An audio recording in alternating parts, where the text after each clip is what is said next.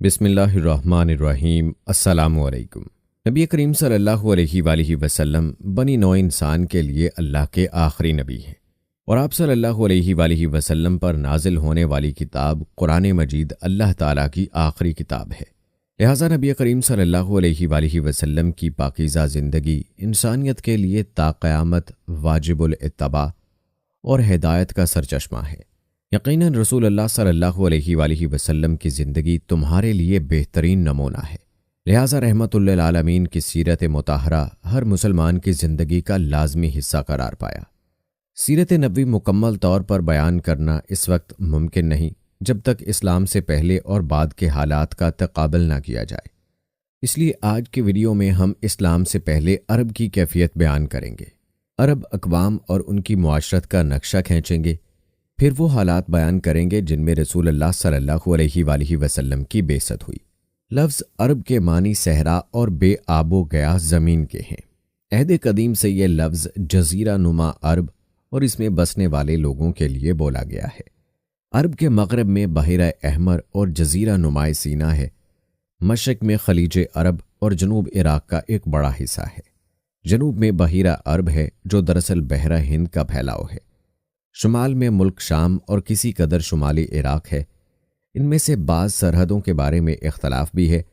کل رقبے کا اندازہ 10 لاکھ سے 13 لاکھ مربع میل تک کیا گیا ہے۔ نسلی انداز سے مورخین نے عرب اقوام کی 3 قسمیں بیان کی ہیں۔ نمبر 1، عرب بائدہ، یعنی وہ قدیم عرب قبائل اور قومیں جو بالکل ناپید ہو گئیں اور ان کے متعلق ضروری معلومات بھی میسر نہیں، مثلاً عاد، سمود، جدیس، طلیسم، املاک، امیم، جرہم اور جاسم وغیرہ۔ نمبر 2، عرب عاربہ، یعنی وہ عرب قبائل یا عرب بن العشی بن قحطان کی نسل سے ہیں، انہیں قحطان عرب کہا جاتا ہے۔ نمبر 3، عرب مستعربہ، یعنی وہ قبائل جو سیدنا اسماعیل علیہ السلام کی نسل سے ہیں، انہیں عدنانی عرب کہا جاتا ہے۔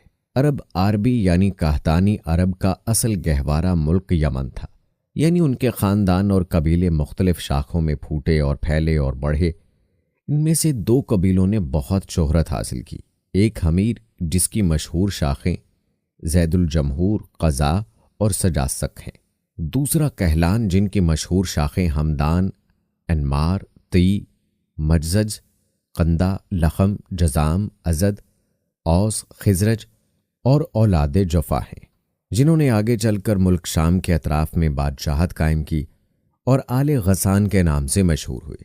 عرب مستعربہ کے جد اعلیٰ سیدنا ابراہیم علیہ السلام اصلاً عراق کے ایک شہر کے باشندے تھے۔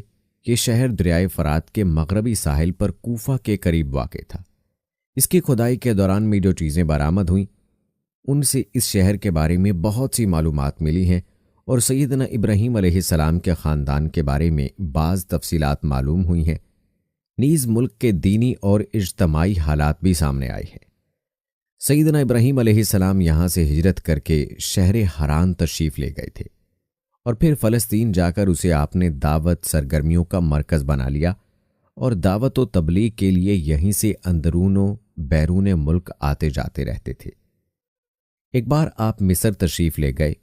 فرعون نے آپ کی بیوی سیدہ سارہ علیہ السلام کی کیفیت سنی تو بدنیت ہو گیا، انہیں بری نیت سے اپنے دربار میں بلایا، لیکن اللہ نے سیدہ سارہ علیہ السلام کی دعا کے نتیجے میں غیبی طور پر فرعون کی ایسی گرفت کی کہ وہ ہاتھ پاؤں مارنے لگا۔ اس کی نیت بد اس کے منہ پر مار دی گئی، اور وہ اس حادثے کی نوعیت سے سمجھ گیا کہ سیدہ سارہ اللہ کی نہایت خاص اور مقرب بندی ہے۔ وہ ان کے اس وصف سے اس قدر متاثر ہوا کہ اپنی بیٹی ہاجرہ کو ان کی خدمت میں دی۔ پھر سیدہ سارہ نے سیدہ ہاجرہ کو سیدنا ابراہیم علیہ السلام کی زوجیت میں دے دیا۔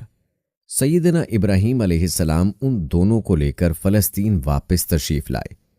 پھر اللہ تعالیٰ نے سیدہ ہاجرہ کے بطن سے ابراہیم علیہ السلام کو ایک فرزند اسماعیل علیہ السلام عطا فرمایا۔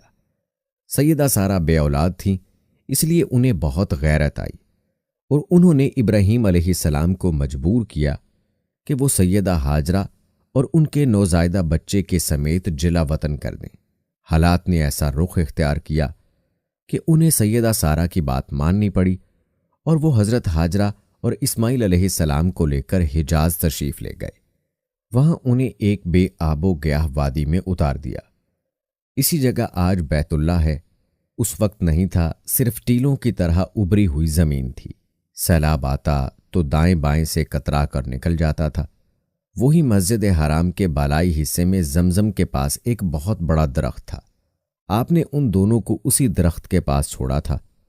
اس وقت مکے میں نہ پانی تھا نہ انسان، اس لیے سیدنا ابراہیم علیہ السلام نے ایک توشے میں چند کھجوریں اور ایک مشکیزے میں پانی رکھا۔ اس کے بعد فلسطین واپس چلے گئے۔ ادھر چند ہی دنوں میں کھجوریں اور پانی ختم ہو گیا۔ سخت مشکل پیش آئی، مگر اس مشکل وقت میں اللہ کے فضل سے زمزم کا چشمہ پھوٹ پڑا اور ان کے لیے خوراک کا سامان بن گیا۔ اسماعیل علیہ السلام جب جوان ہوئے تو جرہم قبیلے سے عربی سیکھی۔ یہ قبیلہ وہاں پانی دیکھ کر آباد ہو گیا تھا۔ اس قبیلے کے لوگ انہیں پسند کرنے لگے تو اپنے خاندان کی ایک خاتون سے ان کی شادی کر دی۔ اسی دوران میں سیدہ ہاجرہ کا انتقال ہو گیا۔ ادھر سیدنا ابراہیم علیہ السلام کو خیال آیا کہ اپنا ترکہ دیکھنا چاہیے، چنانچہ وہ مکہ مکرمہ تشریف لے گئے۔ لیکن سیدنا اسماعیل علیہ السلام سے ملاقات نہ ہوئی۔ بہو سے حالات دریافت کیے، اس نے تنگ دستی کی شکایت کی۔ آپ نے وصیت کی کہ اسماعیل آئیں تو کہنا کہ اپنے دروازے کی چوکھٹ بدل لیں۔ سیدنا اسماعیل علیہ السلام اس کا مطلب سمجھ گئے۔ انہوں نے بیوی کو طلاق دے دی اور ایک دوسری عورت سے شادی کر لی، جو جرہم کے سردار مزاز بن عمرو کی صاحبزادی تھیں۔ ان کی دوسری شادی کے بعد ایک مرتبہ پھر سیدنا ابراہیم علیہ السلام مکہ تشریف لے گئے، مگر اس مرتبہ پھر سیدنا اسماعیل علیہ السلام سے ملاقات نہ ہو سکی۔ بہو سے حال پوچھا تو اس نے اللہ کی حمد و ثنا بیان کی۔ آپ نے وصیت کی کہ اسماعیل علیہ السلام اپنے دروازے کی چوکھٹ برقرار رکھیں اور فلسطین واپس چلے گئے۔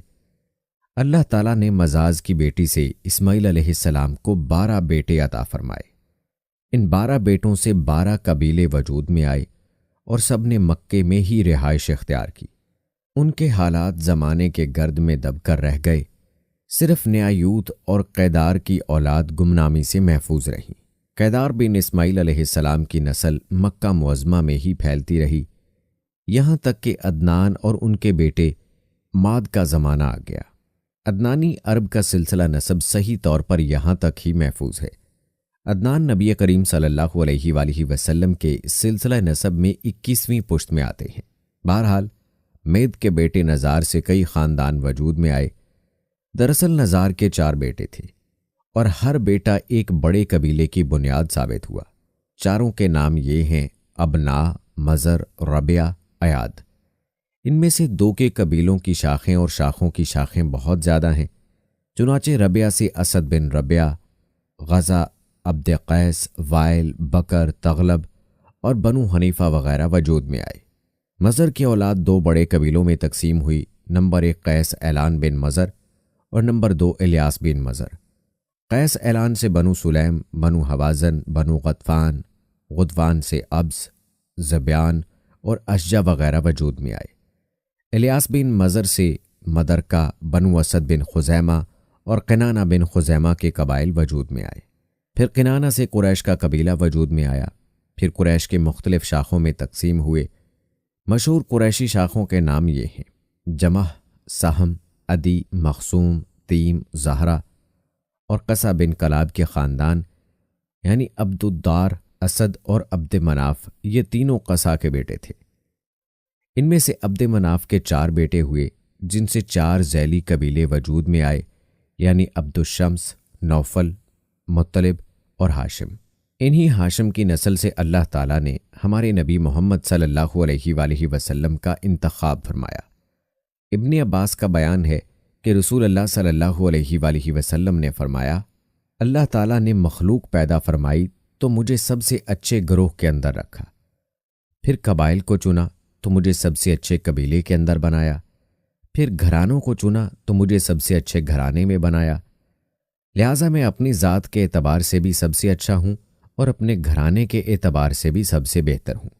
جس وقت جزیرہ عرب پر اسلام کا سورج طلوع ہوا، وہاں 2 قسم کے حکمران تھے، ایک تاج پوش بادشاہ جو حقیقت میں آزاد اور خود مختار نہیں تھے، اور دوسرے قبائلی سردار جنہیں اختیارات کے حساب سے وہی حیثیت حاصل تھی جو تاج پوش بادشاہوں کی تھی، لیکن ان کی اکثریت کو ایک امتیاز یہ حاصل تھا کہ وہ مکمل طور پر آزاد اور خود مختار تھے۔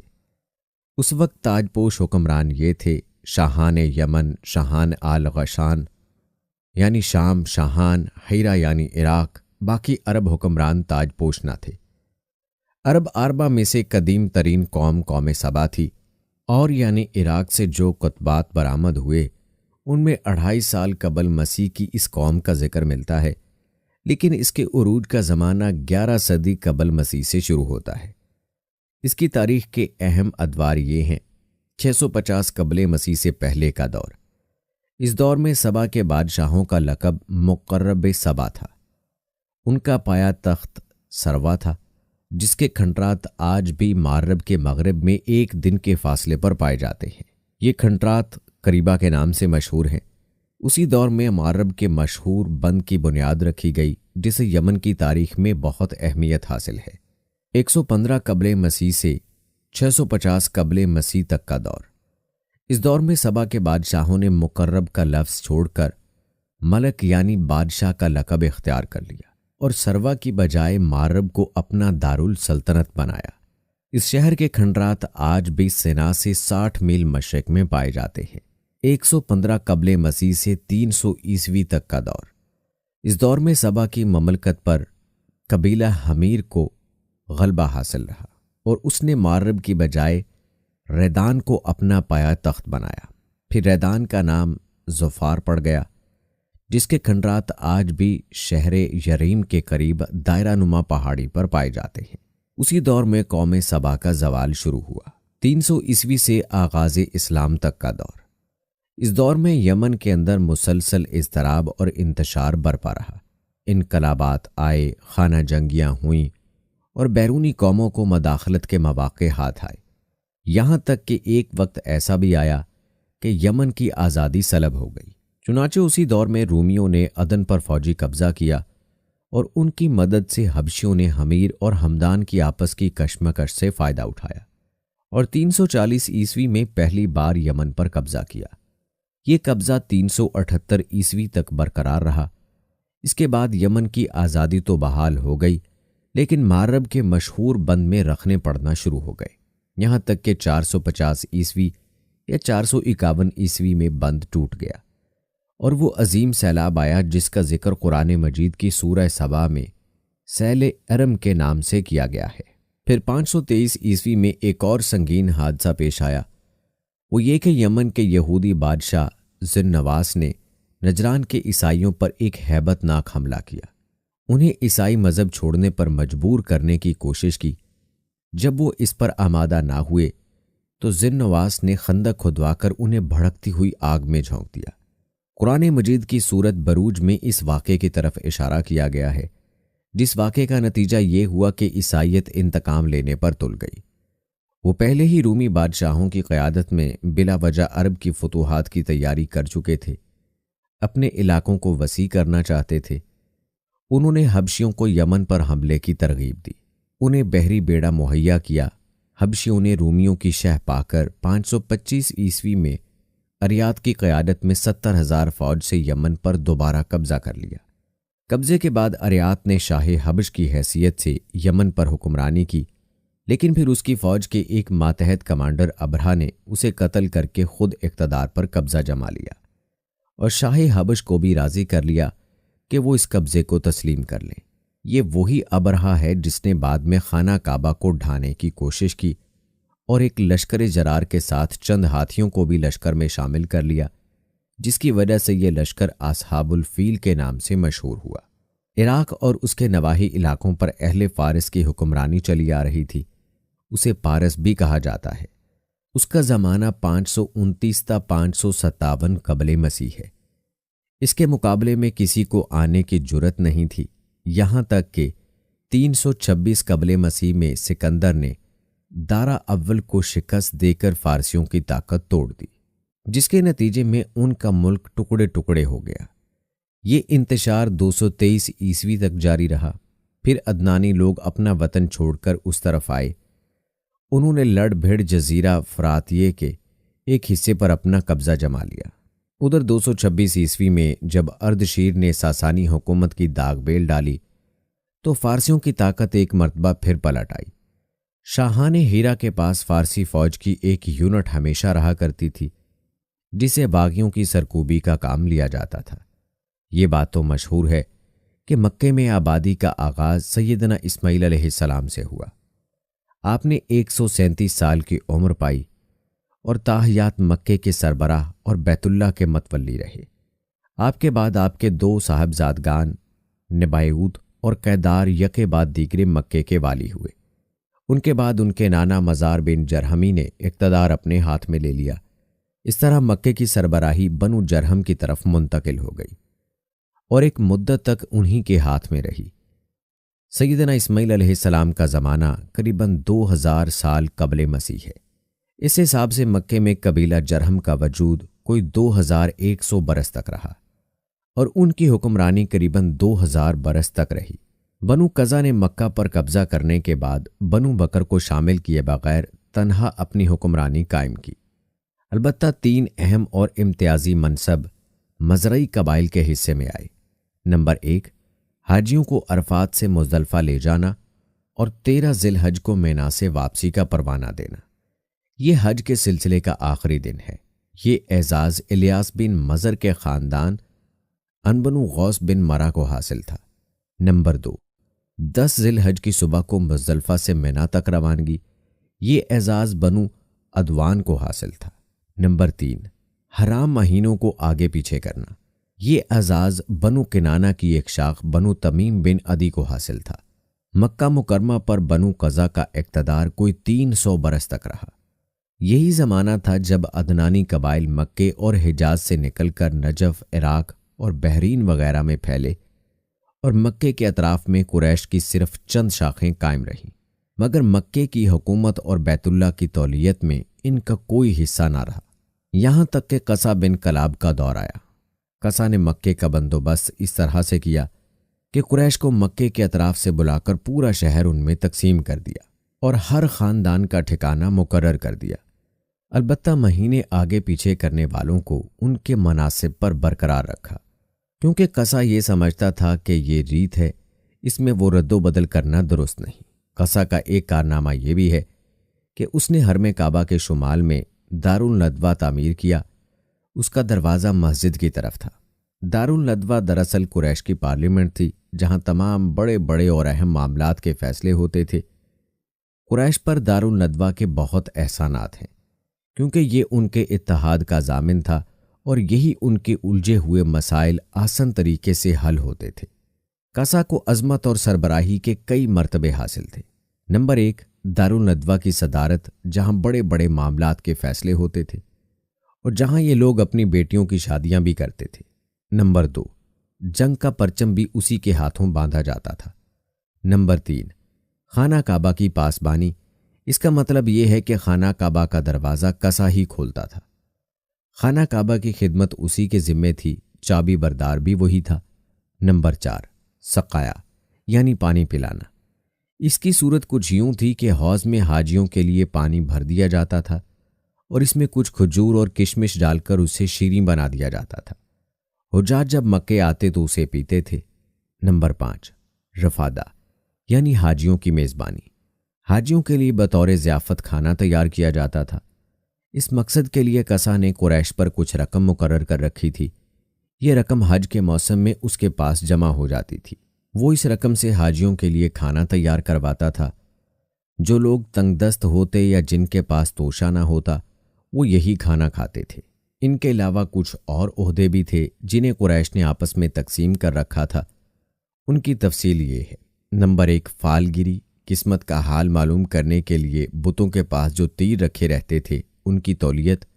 یہ منصب بنو جمح کو حاصل تھا۔ نمبر 2، مالیات کا نصب یعنی بتوں کا قرب حاصل کرنے کے لیے جو نذرانے اور قربانیاں پیش کی جاتی ان کا انتظام کرنا۔ جھگڑوں اور مقدمات کا فیصلہ کرنا، یہ کام بنو سہم کو سونپا گیا۔ نمبر 3، اشناق یعنی جرمانوں کا نصب۔ اس منصب پر بنو تیم فائز تھے۔ نمبر 4، قومی پرچم اٹھانا، یہ بنو امیہ کا کام تھا۔ نمبر 5، فوجی کیمپ کا انتظام، یہ کام بنو مخزوم کے حصے میں آتا تھا۔ نمبر 6، سفارت، یہ کام بنو عدی کا تھا۔ قبائل میں سردار کو وہی اختیارات حاصل تھے جو کسی بادشاہ کو حاصل ہوتے ہیں، حتیٰ کہ بعض کرداروں کا یہ حال تھا کہ اگر کبھی وہ بگڑ جاتے تھے تو ہزاروں تلواریں بے نیام ہو جاتی تھیں، اور وہ یہ بھی نہیں پوچھتے تھے کہ سردار کے غصے کا سبب کیا ہے۔ جزیرہ عرب کے 3 سرحدی علاقے تھے، یہ تینوں غیر ممالک کے پڑوس میں تھے۔ ان کی سیاسی حالت سخت پریشان کن تھی۔ وہاں انتشار کی کیفیت تھی، انسان ظالم تھا یا مظلوم، حاکم تھا یا محکوم، بس انہی 2 طبقوں میں بٹا ہوا تھا۔ تمام تر فوائد سربراہوں کو، خاص طور پر غیر ملکی سربراہوں کو حاصل تھے، اور سارا بوجھ غلاموں کے سر تھا۔ وہ طرح طرح کے ظلم و ستم برداشت کرتے تھے، زبان نہیں کھول سکتے تھے کیونکہ حکمرانی جبری تھی۔ انسانی حقوق نام کی کسی چیز کا دور دور تک کوئی نشان نہیں تھا۔ عرب کے عام باشندے اسماعیل علیہ السلام کی تبلیغ کے نتیجے میں دین ابراہیم کے پیروکار تھے، اس لیے صرف اللہ کی عبادت کرتے تھے اور توحید پر کاربند تھے۔ لیکن وقت گزرنے کے ساتھ ساتھ انہوں نے اللہ کے احکامات کو بھلا دیا، پھر بھی ان کے اندر توحید اور دین ابراہیم کے کچھ آثار باقی رہے، یہاں تک کہ بنو قزا کا سردار عمرو بن روحی منظر عام پر آیا۔ اس کی نشو و نما نیکی، صدقہ خیرات اور دینی باتوں میں دلچسپی کی بنیاد پر ہوئی تھی، اس لیے لوگوں نے اسے محبت کی نگاہ سے دیکھا، اسے بڑا عالم اور اللہ کا ولی سمجھ کر اس کی پیروی کی۔ پھر اس شخص نے ملک شام کا سفر کیا۔ اس نے دیکھا وہاں بتوں کی پوجا ہو رہی تھی۔ اس نے سمجھا کہ یہ طریقہ بھی اچھا ہے اور برحق ہے، کیونکہ ملک شام پیغمبروں کی سرزمین تھی، آسمانی کتابیں وہاں نازل ہوئی تھیں۔ چنانچہ وہاں سے واپسی پر اپنے ساتھ حبل بت بھی لے آیا اور اسے خانہ کعبہ کے اندر نصب کر دیا، اور اہل مکہ کو خانہ کعبہ کے ساتھ شرک کی دعوت دی۔ اہل مکہ نے اس پر لبیک کہا۔ اس کے بعد بہت جلد اس میں حجاز کے باشندے بھی شامل ہو گئے، وہ بھی ان کے نقش قدم پر چل پڑے۔ اس طرح عرب میں بت پرستی کا آغاز ہوا۔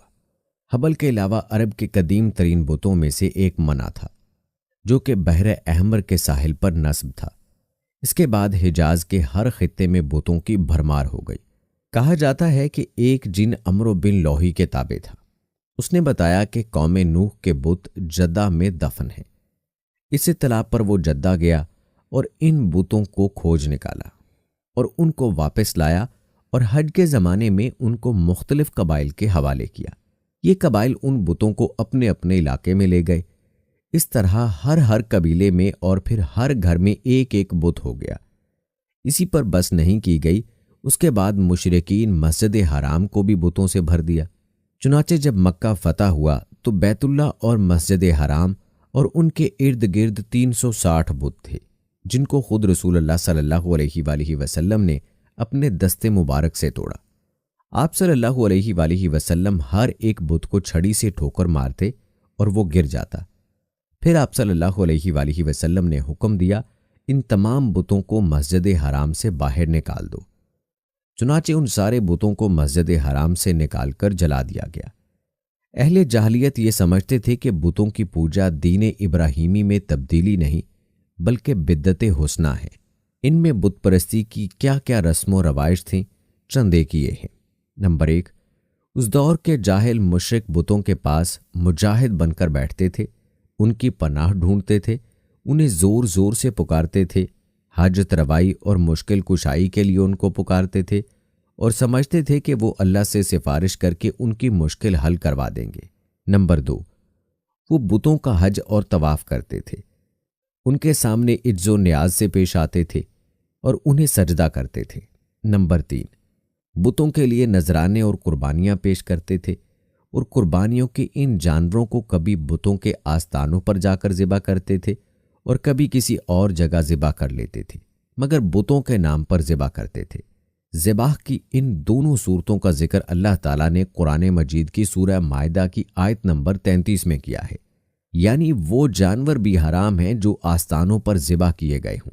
دوسری جگہ یعنی سورہ انعام کی آیت نمبر 121 میں فرماتے ہیں یعنی اس جانور کا گوشت مت کھاؤ جس پر اللہ کا نام نہ لیا گیا ہو۔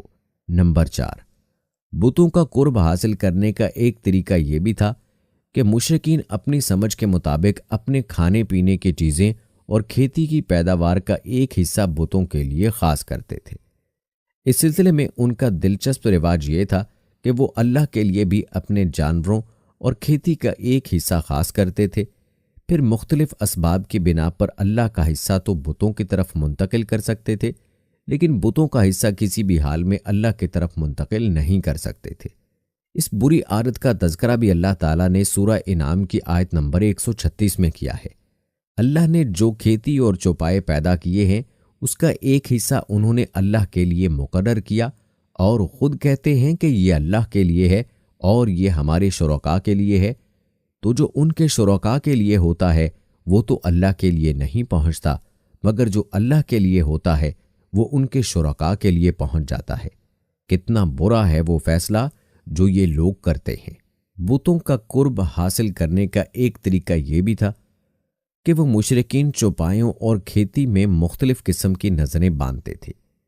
اللہ تعالیٰ سورہ انعام کی آیت نمبر 138 میں فرماتے ہیں، ان مشرکین نے اپنے خیال پر یہ بھی کیا کہ یہ چوپائے اور کھیتیاں مکروہ ہیں، انہیں وہی کھا سکتا ہے جنہیں ہم چاہیں، اور وہ یہ چوپائے ہیں جن کی پیٹھ حرام کی گئی ہے، یعنی نہ ان پر سواری کی جا سکتی ہے اور نہ سامان لادا جا سکتا ہے، اور کچھ پائے ایسے ہیں جن پر یہ لوگ اللہ پر افترا کرتے ہوئے اللہ کا نام نہیں لیتے۔ یہ تھے ان کے عقائد۔ انہی جانوروں میں بحیرہ، سائبہ اور حام تھے۔ سیرت نگار ابن اسحاق کہتے ہیں کہ بحیرہ سائبہ کی بچی کو کہا جاتا ہے، اور سائبہ اس اونٹنی کو کہا جاتا ہے جس سے پے در پے مادہ بچے پیدا ہوں، درمیان میں کوئی نر نہ ہو۔ ایسی اونٹنی کو آزاد چھوڑ دیا جاتا تھا، اس پر سواری نہیں کی جاتی تھی، اس کے بال بھی نہیں کاٹے جاتے تھے، اور مہمان کے سوا اس کا دودھ کوئی بھی نہیں پی سکتا تھا۔ اس کے بعد وہ اپنی جو مادہ بچہ جنتی اس کا کان چیر دیا جاتا اور اسے بھی اس کی ماں کے ساتھ آزاد چھوڑ دیا جاتا۔ اس پر سواری بھی نہ کی جاتی، اس کے بال نہ کاٹے جاتے، اور مہمان کے سوا کوئی اس کا دودھ نہیں پیتا۔ اسی کو بحیرہ کہتے ہیں، اور سائبہ اس کی ماں ہے۔ حام اس اونٹ کو کہتے ہیں جس کی اونٹنی سے پے در پے میں مادہ بچے پیدا ہوتے، درمیان میں کوئی نر نہ ہوتا۔ ایسے سے اونٹ کی پیٹھ محفوظ کر دی جاتی، نہ اس پر سواری کی جاتی اور نہ اس کے بال کاٹے جاتے تھے، بلکہ اس کو اونٹوں کے ریوڑ میں چھوڑ دیا جاتا۔ اس کے سوا اس سے کوئی اور فائدہ نہ اٹھایا جاتا۔ عرب اپنے بتوں کے ساتھ یہ سب اس عقیدے سے کرتے تھے کہ یہ بت انہیں اللہ کے قریب کر دیں گے اور اللہ کے حضور ان کی سفارش کر دیں گے۔ چنانچہ مشرکین جو کہتے تھے، اللہ تعالیٰ نے قرآن مجید میں سورہ زمر کی آیت نمبر 3 میں اس کا اس طرح تذکرہ کیا ہے، ہم ان کی عبادت صرف اس لیے کر رہے ہیں کہ وہ ہمیں اللہ کے قریب کر دیں۔ اسی طرح قرآن کریم کی سورہ یونس کی آیت نمبر 18 میں یہ الفاظ آئے ہیں، یہ مشرکین اللہ کے سوا ان کی عبادت کرتے ہیں جو انہیں نہ نفع پہنچا سکے نہ نقصان، اور کہتے کہ یہ اللہ کے پاس ہمارے سفارشی ہیں۔ مشرکین عرب کاہنوں اور نجومیوں کی خبروں پر بھی ایمان رکھتے تھے۔ کاہن اسے کہتے ہیں جو آنے والے واقعات کی پیش گوئی کرے اور جو چھپے ہوئے رازوں کو جاننے کا دعویٰ کرے۔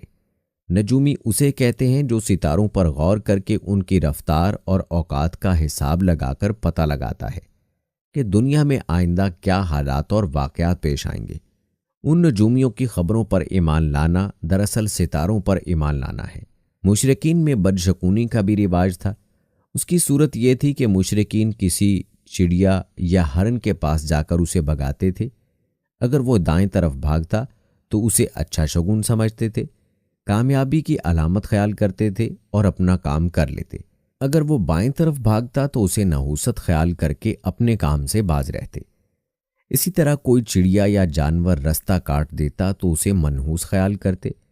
مجھے اسی سے ملتی جلتی ایک حرکت یہ تھی کہ مشرکین خرگوش کے ٹخنے کی ہڈی لٹکاتے تھے اور بعض دنوں، بعض مہینوں، بعض جانوروں، بعض عورتوں کو منحوس جانتے تھے۔ آج کے دور میں بھی ایسی باتیں سننے میں آتی ہیں، کالی بلی راستہ کاٹ گئی، اللہ خیر کرے وغیرہ۔ قریش کی ایک بدعت یہ تھی کہ وہ کہتے تھے کہ ہم سیدنا ابراہیم علیہ السلام کی اولاد ہیں، حرم کے پاسبان، بیت اللہ کے والی اور مکے کے باشندے ہیں۔ کوئی شخص ہمارا ہم مرتبہ نہیں اور نہ کسی کے حقوق ہمارے حقوق کے مساوی ہیں۔ اس لیے یہ لوگ اپنا نام ہنس یعنی بہادر رکھتے تھے، لہٰذا ہمارے شایان شان نہیں کہ ہم حدود حرم سے باہر جائیں۔ چنانچہ حج کے دوران یہ لوگ عرفات نہیں جاتے تھے بلکہ مزدلفہ میں ہی ٹھہر کر وہیں سے افاضہ کر لیتے تھے۔ اللہ تعالیٰ نے اس بدعت کی اصلاح کرتے ہوئے سورہ بقرہ کی آیت نمبر 199 میں فرمایا، یعنی تم لوگ بھی وہیں سے افاضہ کرو جہاں سے سارے لوگ افاضہ کرتے ہیں۔ ان کی ایک بدعت یہ بھی تھی کہ وہ بیرون حرم کے باشندوں کو حکم دے رکھا تھا کہ وہ حرم میں آنے کے بعد پہلا طواف ہنس سے حاصل کیے گئے کپڑوں میں ہی کریں۔ چنانچہ اگر ان کا کپڑا دستیاب نہ ہوتا تو مرد ننگے طواف کرتے اور عورتیں اپنے سارے کپڑے اتار کر ایک چھوٹے سے کرتے میں طواف کرتیں۔ اللہ تعالیٰ نے ان خرافات کے خاتمے کے لیے سورہ اعراف کی آیت نمبر 31 میں فرمایا، یعنی اے آدم کے بیٹو، ہر مسجد کے سامنے اپنی زینت اختیار کرو۔ یہ دین یعنی شرک و بت پرستی اور توہمات اور خرافات پر مبنی عقیدے والا دین عام اہل عرب کا دین تھا۔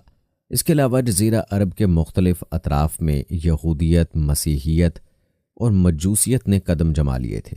جزیرہ عرب میں یہودیت کا دور اس وقت سے شروع ہوتا ہے جب فلسطین میں بابل اور عاشورہ کی حکومت کے فتوحات کی وجہ سے یہودیوں کو اپنا وطن چھوڑنا پڑا۔ اس حکومت کی سخت گیری کی ہاتھوں یہودی بستیوں کی تباہی اور ویرانی، ان کے ہی کل کی بربادی اور ان کی اکثریت کے ملک بابل سے جلا وطنی کا نتیجہ یہ ہوا کہ یہود کی ایک جماعت فلسطین چھوڑ کر حجاز کے شمال میں آ بسی اور یثرب اور خیبر میں آباد ہو کر یہاں باقاعدہ اپنی بستیاں بسا لیں، قلعے تعمیر کر لیے اور گڑھیاں بنا لیں۔ وطن چھوڑ کر آنے والے ان یہود کے ذریعے عرب باشندوں میں کس قدر یہود کا بھی رواج عام ہوا اور اسلام کے ظہور سے پہلے اس کو بھی ایک اچھی بھلی حیثیت حاصل ہو گئی۔ اسلام کے ظہور کے وقت مشہور یہود قبائل یہ ہیں: خیبر، نذیر، مستلق، قریظہ اور کینقا۔ جہاں تک عیسائی مذہب کا تعلق ہے، عرب میں اس کی آمد حبشی اور رومی قبضہ گیروں اور روم فاتحین کے ذریعے ہوئی۔ یمن پر حبشیوں کا قبضہ پہلی بار 340 عیسوی میں ہوا اور 378 عیسوی تک برقرار رہا۔ اس دوران یمن میں مسیحی مشن کام کرتا رہا۔ تقریباً اسی زمانے میں ایک متقی اور پرہیزگار شخص نجران پہنچا اور وہاں کے باشندوں میں عیسائی مذہب کی تبلیغ کی۔ نجران کے لوگوں کو اس کے دین میں کچھ ایسی سچی علامات نظر آئیں کہ وہ عیسائی ہو گئے۔ جہاں تک مجوسیت کا تعلق ہے تو اسے زیادہ تر اہل فارس کے ہمسایہ عربوں میں فروغ حاصل ہوا، مثلاً عراق، عرب، بحرین اور خلیج عرب کے ساحلی علاقوں میں۔ ان کے علاوہ یمن میں فارسی قبضے کے دوران وہاں بھی اکا دکا افراد نے مجوسیت قبول کی۔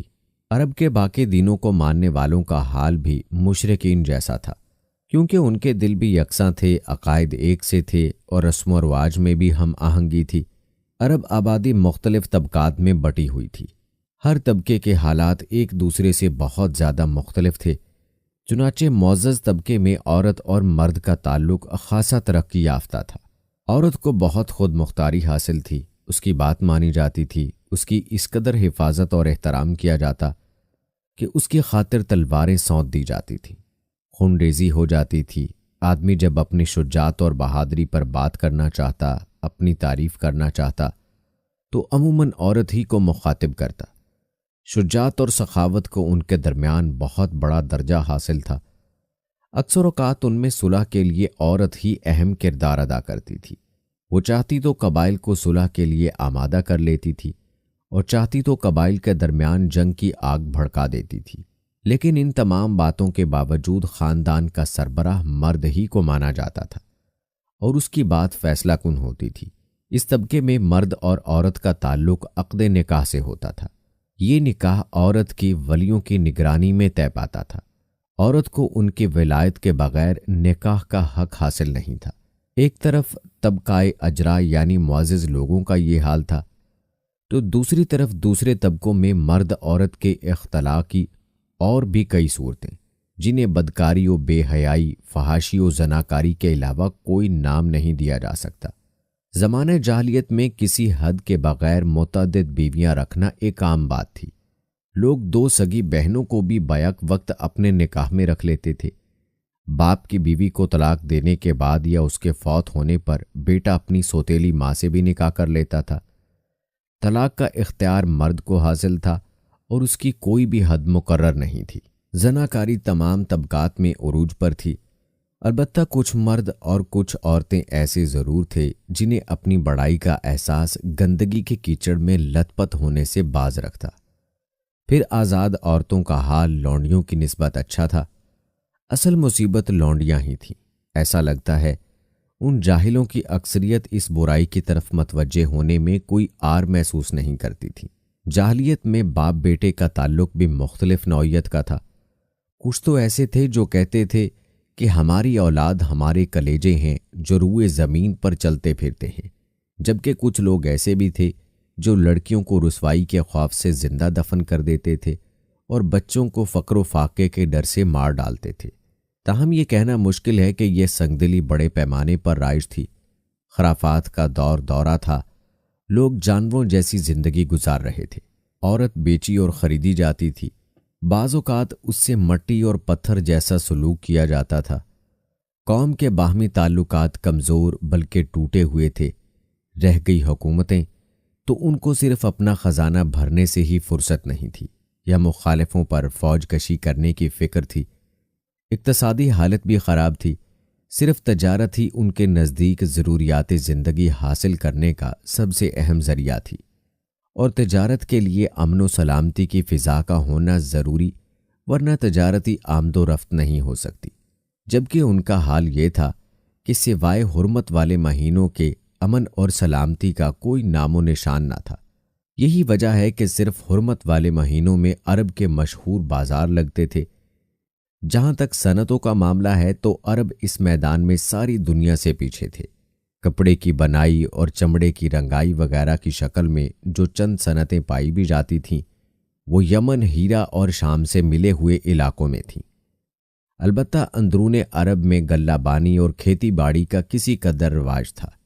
ساری عرب عورتیں سوت کاٹتی تھیں، لیکن مشکل یہ تھی کہ سارا مال و متاع ہمیشہ لڑائیوں کی زد میں رہتا تھا۔ غربت عام تھی، لوگ ضروری لباس تک سے محروم۔ یہ بات تو مشہور ہے کہ اہل جاہلیت میں کمینی اور رذیل عادات پائی جاتی تھیں۔ عقل کے خلاف باتوں کی بھرمار تھی، تاہم ان میں کچھ پسندیدہ اخلاق بھی تھے۔ ان اصلاحات کو دیکھ کر انسان دنگ رہ جاتا تھا۔ نمبر 1، ان کی ایک خوبی یہ تھی کہ وہ ایک دوسرے سے آگے نکل جانے کی کوشش میں لگے رہتے تھے، اور اس پر فخر کرنے کا عالم یہ تھا کہ عرب کے آدھے اشعار اسی کی نظر ہو جاتے تھے۔ اس وصف کی بنیاد پر کوئی اپنی تعریف کرتا تھا تو کوئی دوسروں کی۔ حالت یہ تھی کہ سخت سردی اور بھوک کی حالت میں بھی کوئی مہمان آ جاتا اور میزبان کے پاس اپنی سواری والی اونٹنی کے سوا کچھ نہ ہوتا، اور کنبے کی ضرورت پوری کرنے کا ذریعہ بھی وہی سواری ہوتی تو وہ مہمان کے لیے ذبح کر دیتا۔ وہ جوا کھیلتے تھے۔ ان کا خیال تھا کہ یہ بھی سخاوت کی ایک قسم ہے، کیونکہ انہیں جو نفع حاصل ہوتا یا نفع حاصل کرنے والوں سے جو کچھ زائد بچ رہتا اس کو وہ مسکینوں کو دے دیتے تھے۔ اس لیے قرآن پاک نے شراب اور جوئے کے نفع کا سرے سے ہی ذکر نہیں، بلکہ سورہ بقرہ کی آیت 219 میں فرمایا، ان دونوں کا گناہ ان کے نفع سے بڑھ کر ہے۔ نمبر 2، افائے عہد، یعنی وعدے کا پورا کرنا۔ دور جاہلیت اخلاقاً فاضلین سے ہے۔ عہد کو ان کے نزدیک دین کی حیثیت حاصل تھی، جس سے وہ ہر حال میں چمٹے رہتے تھے، اور اس راستے میں اپنی اولاد کا خون اور اپنے گھر بار کی تباہی بھی ہیچ سمجھتے تھے۔ نمبر 3، خودداری اور عزت نفس، اس پر قائم رہنا اور ظلم و جبر برداشت نہ کرنا بھی اہل جاہلیت کے اوصاف میں سے تھا۔ اس کا نتیجہ یہ تھا کہ ان کی شجاعت اور غیرت حد سے بڑی ہوئی تھی۔ وہ فوراً بھڑک اٹھتے تھے اور چھوٹی سے چھوٹی توہین آمیز بات پر تلوار اور نیزہ اٹھا لیتے تھے، اور نہایت خون ریز جنگ چھڑ جاتی اور انہیں اس جنگ میں اپنی جان کی قطعاً پرواہ نہ رہتی تھی۔ نمبر 4، عزائم کی تکمیل۔ اہل جاہلیت میں ایک خاص بات یہ بھی تھی کہ وہ جب کسی کام کو فخر کا ذریعہ سمجھ کر انجام دینے پر تل جاتے تو پھر کوئی رکاوٹ انہیں روک نہیں سکتی تھی۔ وہ اپنی جان پر کھیل کر اس کو انجام دے ڈالتے تھے۔ نمبر 5، سنجیدگی اور بردباری۔ یہ خوبی بھی ان کے قریب قابل فخر تھی کیونکہ ان کی شجاعت حد سے بڑھ کر تھی۔ نمبر 6، سادگی، یعنی رہن سہن کی الجھنوں اور داؤ پیچ سے ناواقف تھے۔ اس کا نتیجہ یہ تھا کہ ان میں سچائی اور امانت داری پائی جاتی تھی، دھوکہ دہی اور بد عہدی سے دور تھے۔ غالب ان کے اخلاق میں ایفائے عہد اور عزم کی پختگی کی سب سے زیادہ نفع مند تھی، کیونکہ اس زبردست قوت اور پختہ ارادے کے بغیر شر و فساد کا اختتام اور نظام عدل کا قیام ممکن نہیں تھا۔ ہمارے رسول مقبول حضرت محمد صلی اللہ علیہ وآلہ وسلم کی ولادت باسعادت موسم بہار میں پیر کے دن صبح صادق کے بعد اور طلوع آفتاب سے پہلے 9 ربیع الاول سن عام الفیل 20 یا 22 اپریل 571 عیسوی کو مکہ مکرمہ میں ہوئی۔ پیر کا دن آپ صلی اللہ علیہ وآلہ وسلم کی مبارک زندگی میں بڑی اہمیت کا حامل ہے۔ سیدنا ابن عباس رضی اللہ تعالی عنہ فرماتے ہیں، آپ صلی اللہ علیہ وآلہ وسلم پیر کے دن پیدا ہوئے، آئے پیر کے دن ہی آپ کو نبوت سے سرفراز فرمایا گیا۔ سوموار کو مکہ سے مدینہ ہجرت کرنے کے لیے نکلے، سوموار ہی کو آپ مدینہ منورہ تشریف لائے اور اپنے پیر ہی کے دن کو اس دار فانی کو خیر آباد کہا۔ آپ صلی اللہ علیہ وآلہ وسلم کے پیدا ہوتے ہی آپ کے دادا عبد المطلب آپ کو گود میں اٹھا کر خانہ کعبہ میں لے گئے، آپ کے لیے دعا کی اور محمد صلی اللہ علیہ وآلہ وسلم نام رکھا۔ پوتے کی پیدائش کی خوشی میں 7ویں دن اپنے قبیلے کی دعوت کی۔ لوگوں نے آپ کے دادا سے پوچھا کہ نومولود کا نام دوسرے لوگوں جیسا کیوں نہیں رکھا؟ انہوں نے جواب دیا، میں چاہتا ہوں کہ میرے پوتے پر اس نام کا اثر پڑے اور میرا پوتا تعریف و توثیق حاصل کرے۔ آپ کی والدہ نے آپ کا نام احمد رکھا۔ قرآن مجید میں سورہ انبیاء کی آیت نمبر 107 میں اللہ تعالیٰ نے آپ کو رحمت للعالمین کہا ہے۔ ہم نے آپ کو تمام جہانوں کے لیے رحمت بنا کر بھیجا ہے۔ آپ کا نسب نامہ اس طرح ہے: محمد بن عبداللہ بن عبد المطلب بن ہاشم بن عبد مناف بن قصا بن قلاب بن مرہ بن قاب بن لوئی بن غالب بن فہرہ بن مالک بن نظر بن قینانہ بن خزیمہ بن مدرقہ بن الیاس بن مزر بن نظارہ بن معاذ بن عدنان۔ اس بات پر سب کا اتفاق ہے کہ عدنان سیدنا اسماعیل علیہ السلام کی نسل سے ہیں، لیکن دونوں کے درمیان کتنی پشتیں ہیں اور ان کے نام کیا ہیں، اس میں بہت اختلاف پایا جاتا ہے۔ آپ صلی اللہ علیہ وآلہ وسلم کی والدہ کا نام سیدہ آمنہ تھا۔ سیدہ آمنہ کے والد وہب بن عبد مناف بن کلاب ہیں۔ یہ وہی کلاب ہیں جو والد کی طرف سے بھی نبی کریم صلی اللہ علیہ وآلہ وسلم کے نسب نامے میں آتے ہیں۔ ان کا اصل نام عروہ تھا، لیکن کتوں کے ذریعے سے بکثرت شکار کھیلا کرتے تھے، اس لیے کلاب کے نام سے مشہور ہو گئے۔ عربی میں کلاب کتوں کو کہتے ہیں۔